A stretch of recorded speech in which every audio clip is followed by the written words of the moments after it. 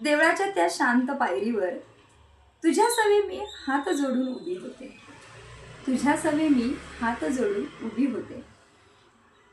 नवरा बायको नव्हतो आपण, नवरा बायको नव्हतो आपण, तरी देवासमोर तू हळूच म्हणालास, तरी देवासमोर तू हळूच म्हणालास, आपण जोडीने चालूय की.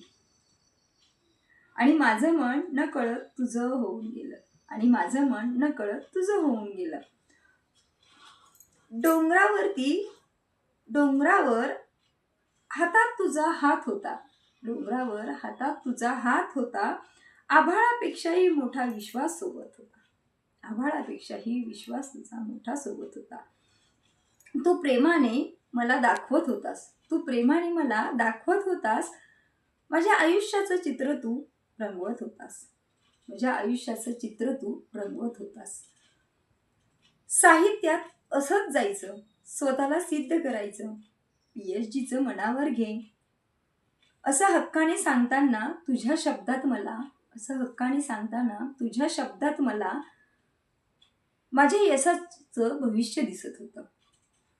प्रत्येक पावलावर तू शिकवत होतास, प्रत्येक पावलावर तू शिकवत होतास कोणावर विश्वास ठेवायचा, कसं वागायचं, कसं उभं राहायचं. तुझी प्रत्येक सूचना प्रेमाच्या स्पर्शासारखी जपून ठेवली मी. ठसका लागला तेव्हा हळू ग एवढंच म्हणालास, आणि त्या 2 शब्दात संपूर्ण संसाराची माया सामावली. जेवण झालं म्हणत असतानाही अगं एवढं घे, थोडं अजून घे, असा तुझा आग्रह माझा आयुष्याचा सर्वात गोड घास ठरला. नात्याला कुठलं नाव नव्हतं, तरी प्रत्येक क्षण नवरा बायकोच्या सहजीवनासारखा भासला. काळजी तुझी, प्रेम तुझं, हक्क तुझा, आणि माझ्या मनातलं